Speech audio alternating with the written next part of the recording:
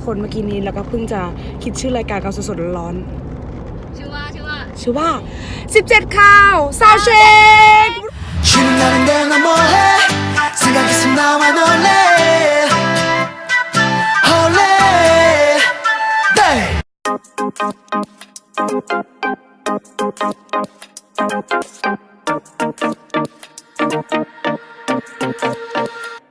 ค่ะพวกเรา17ข่าวนะคะวันนี้พวกเราจะพาทุกคนมาเที่ยวที่ราชบุรีค่ะ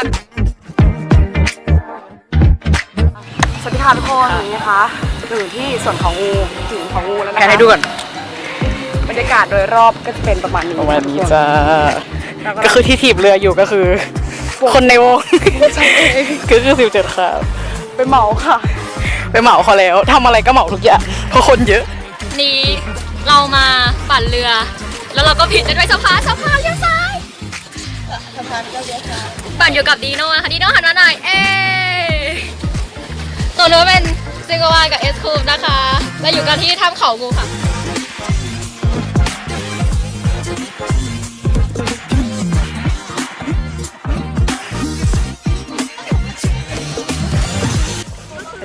สวัสดีค่ะวันนี้มาเที่ยวกับเด็กๆ17สาวใช่แล้วค่ะเรากำลังจะขึ้นไปบนเขานะคะตอนนี้แดดร้อนมากค่ะร้อนไหมคะไม่ได้มีตำแหน่งอะไรในวงเลยค่ะแต่ก็จะมาค่ะคนนี้ก็คือพี่เมย์ cover อูจีค่ะอูจีอะไรเราไม่ใช่อวตารบอสค่ะอวตารอูจีนะคะวันนี้นะคะเราก็จะมีอาการเบลอๆนิดนึงเพราะว่าตอนเช้าเรายังทำไม่แบบสมองเรายังไม่สั่งการวันนี้มีใครจะเสี่ยงโชคไหมคะดูกันได้เลยเนี่ยจุดนี้ต้องขอบอกเลยว่างวดนี้ไม่ได้มาเล่นๆนะ64ทุกคนถ้ามันออกจริงทำไงเนี่ยออกจริงก็ฮาดิพี่เจ้าแม่องุ่นทุกคนจะเข้ามาสับตะไคร้ช่องเราเพราะพี่คะขอหวยหน่อยค่ะพี่ขอหวยหน่อยน้องมึงขอหวยหน่อยชัวมาเป็นไงพี่ชัววันนี้ขับรถโอ้โหสุดยอดไปเลยโอ้วันนี้อันนี้คือคนขับรถนะคะนี่คือแผนที่คือแบบว่าพากันงงเรื่องปีแล้วมันต่อเต่าเดี๋ยววันนี้เราจะไปคบมาตากันข้างบนเขานะคะ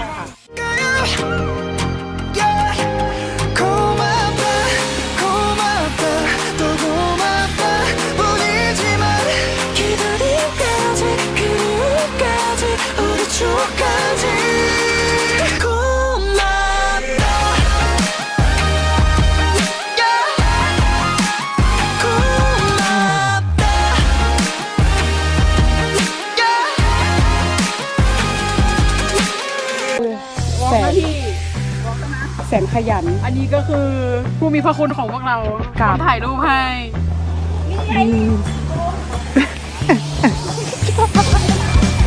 นี่ก็คือโฉมหน้าตากล้องของเรานะคะ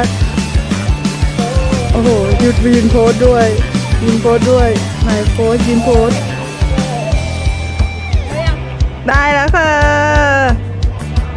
เขาคิดว่าเราถ่ายรูปเขาแต่จริงๆเอาเปล่าเราไม่ได้ถ่ายรูปเขา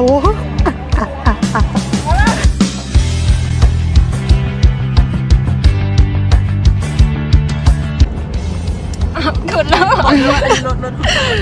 ก็คือคันนี้เป็นรถของSerenity นะคะคันนี้เป็นทีมรถสปอร์ตเราก็มีสีฟ้าสวยๆก็ตอนนี้ก็กำลังจะไปตลาดเนาะตลาดไหนก็ไม่รู้ตลาดน้ำดำเนินสะดวกแต่ว่ามันจะปิดแล้วก็คือตลาดจะวายแล้วก็คือเราออกมาช้าขับช้าแล้วก็เลยไปช้าด้วยนะเราไปรอเจอกันที่ตลาดน้ำดำเนินสะดวกกันได้เลยค่ะซึ่งก็คาดว่าอาจจะวายแล้ว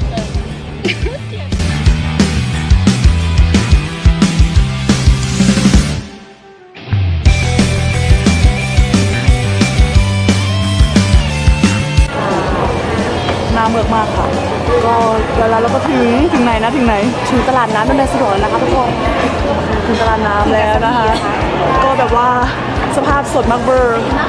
หน้าเราจะไปแล้วนะคะทุกคนแล้วคืนนี้ก็เธอจีนนะคะคนจีนโดนขายของแพงไปแล้วเรียบร้อยเพราะงั้นวันนี้เราจะไม่เดินกลับไม่เดินกลับนะคะไม่ข้าวเดี๋ยวไปหาอะไรกินกันค่ะไป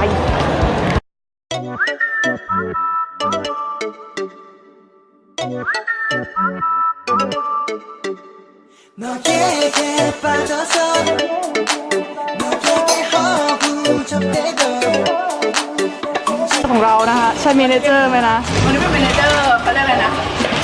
เป็นร่างอวตารบอสใช่ไหมคะบอส เราจะมีชาเลนจ์นะคะว่าทำอันเนี้ยไปกี่คลิป เรามานับกันนะคะพบคนแก่แล้วไม่ไหว1 อัตราจ้ะไปกันค่ะ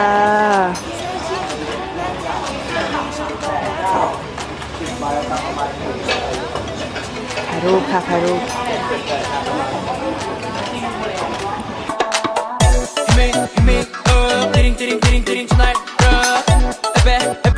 วันนี้คะเราอยู่กันที่ตลาดน้ำหลอดตักลักนะคะ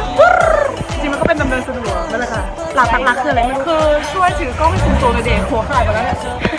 นั่นแหละดีมากก็คือคนสูงอ่ะมันก็จะหัวขาด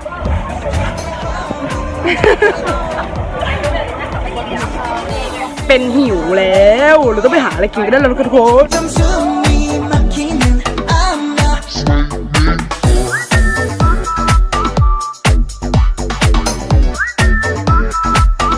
เราเรื่องห้องน้ำ ไหนเล่าเรื่องห้องน้ำสิ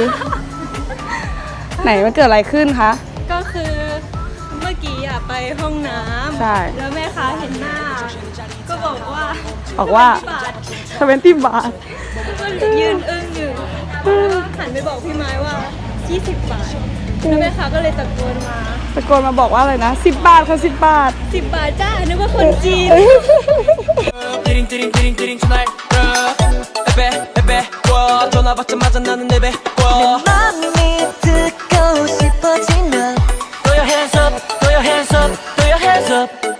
จะไปที่เขาวงกตกันต่อนะคะ เขาวงกตชื่อว่าอะไรทุกอย่าง จะไม่ได้ เอาเป็นว่ามาคือเขาวงกตนะคะ นี่คือเขาเปิด เขาวงกตเอาผิดขาเฉยบวกหมดเลย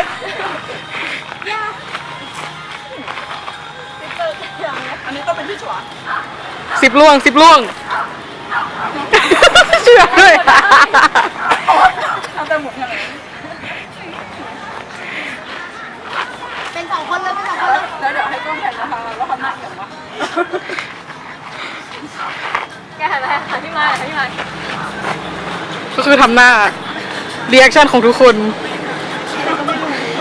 ถ่ายไปใช่ไหม มาแล้ว เฮ้ยดูสองคนนี้มา ดู2 คนแล้วดู2 คนนั้น ขอหน้าอีกอย่างวะ เขาได้อย่างวะ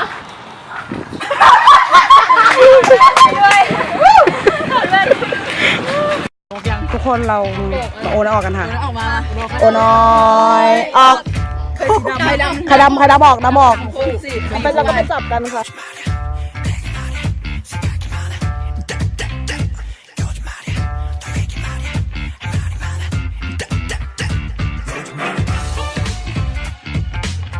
โอนอยออกหนูเองปะ เย้เราก็มาที่สวนเขาวงกตเนาะเป็น Secret Space เป็นวอนอูคู่กับพี่ฉัว นะคะคู่ของเราก็คือคุณกวางแล้วก็วานอนนะคะ ไปกับพี่เทจ้า เริ่มมา พี่เมย์นี่นะพี่ใช่ไหม ตอนนี้นะคะเราอยู่ที่ Secret Space เนาะตอนนี้คือเรากำลังเดินจะเดินออกจากเขาวงกตเดี๋ยวเราจะขึ้นไปดูแผนที่กันว่ามันมีอะไร เริ่ม วิ่งไหม ไอ้พวกนั้นไม่รู้ใช่ไหมมันต้องขึ้นนี้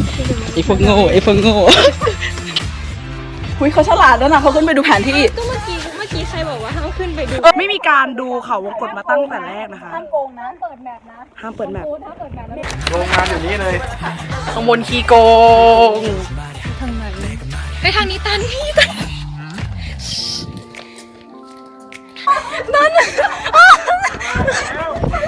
1 นาทีใช่ไหมไป ตันอะไร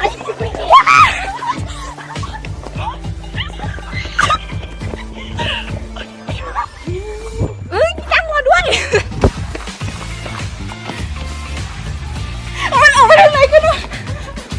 อ้าวแซงอ่ะ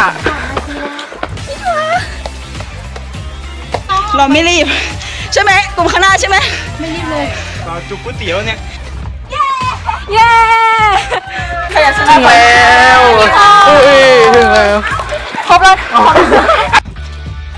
เงียบเหมือนทุกคนถึงกันหมดแล้ว เมเนเจอร์กับพี่อัน โอ้ยกับจุนนี่ กับจุน พี่จุน เอ้ย พี่เทจะเข้าไปตามแล้ว หลงจริงเหรอ เสียงแถวๆนู้นอ่ะ แสดงว่าใกล้เจอทางออกแล้วแหละ คือตอนนี้รอบุคคลอีก2 คนที่ต้องถ่ายรูปให้หน่อย คือถ่ายรอนานมากแล้วต้นตัดต่อ สองชีวิตต้องรอด 2 ชีวิตต้องรอดนะเราไปเล่นตอนนี้นะ ขอชีวิตติดเขาวงกตนะคะ ต้นไม้กินคนนี่ไง ต้นไม้กินคน นะคะทุกคนถูกเขาวงกตกินกระมังเข้ามา มาแล้ว วันละที่เสร็จแล้วที่เสร็จแล้ว เราเข้ามาก่อนเขาจะมาก่อนโลดนี่เดี๋ยว เจ้าฮันกินอะไรอ่ะ เขากินอะไรกันแกตัวเรายังไม่มีอะไรกินเลย มีเอวาที่แต่งหน้าอยู่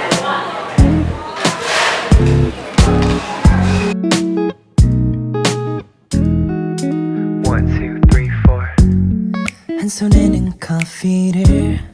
들고 이어폰 한쪽을 꼽고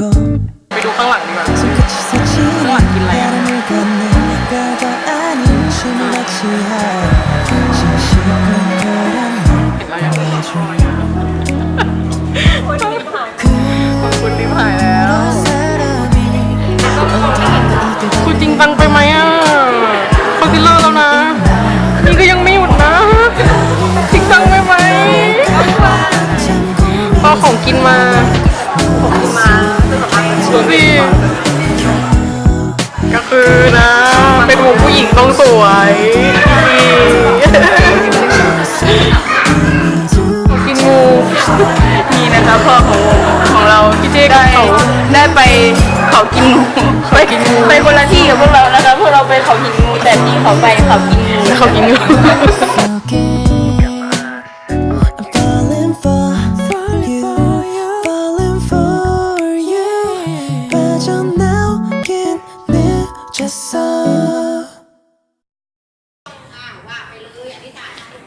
ก็คือตอนนี้ทุกคนอยู่ในวัด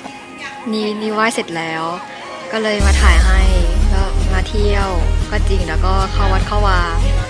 นิดนึงพี่เรียกใจเย็นนะ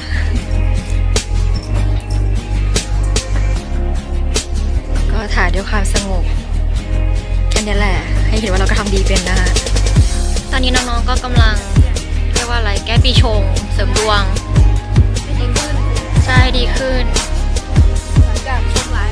ขอเสียงเบานะคะ ทั้งวัดก็มีแต่เรา อันนี้เหมือนเป็นการลอยแล้วก็ให้อธิษฐานนะคะจานทร์อังคารเยอะเชียวชมพูเหลืองเนี่ย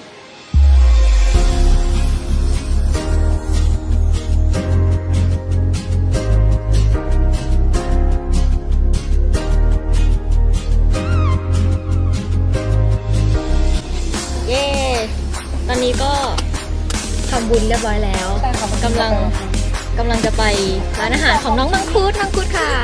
มังคุดนี่ก็เยอะไป ก็เดี๋ยวเราจะเดินทางประมาณ2 ชั่วโมงถ้ารถไม่ติดน่าถึงที่นู่นสัก2 ทุ่มแล้วก็ปาร์ตี้เล็กๆน้อยๆกันค่ะเป็นยังไงบ้างคะน้องเขาเปลี่ยนศาสนาไปแล้วนะคะ หัวมงติดหัวน้องมังคุดก็มีไม่ใช้แล้วหรอทัวร์หาแม่หน่อยก็เดี๋ยวเราก็จะไปร้านอาหารน้ำมังคุดแล้วก็เจอกันที่นู่นนะคะนี่หนูประวัติ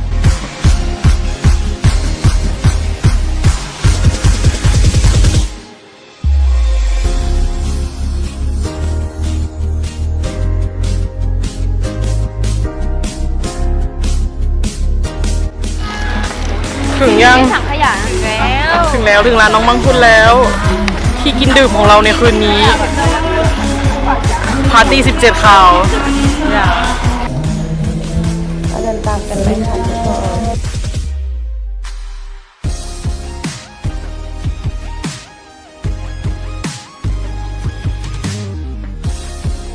น เราอยู่ที่ร้านมังคุดแล้วนะคะ แล้วก็อาหารที่สั่งก็มากันแล้ว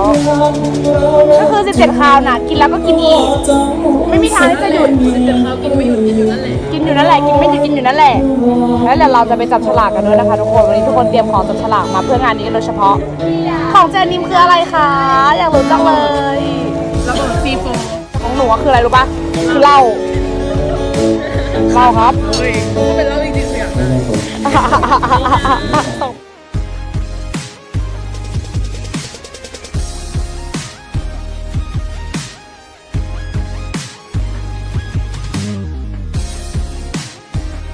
เนมนะคะทุกคน ต้องไปเปิดที่บ้านนะ ต่อไปเป็นของใครคะไหนแง้ว พี่อุ่นโคเวอร์จุน พี่อุ่น cover จุนพี่อัน cover จุน ถ่าย คนถ่ายคือนางฟ้า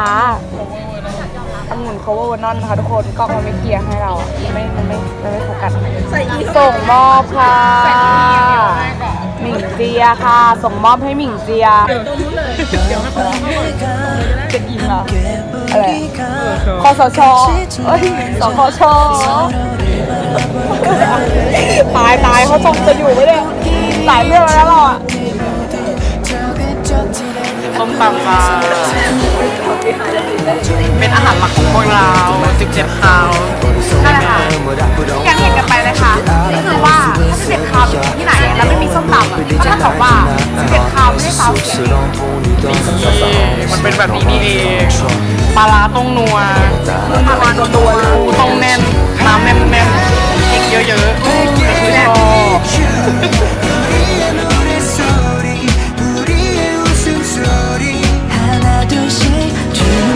속에 보이는 우리 추억 더 밝게 빛나고 오늘이 지나가도 함께 만든 이 노래 잊지 않았으면 해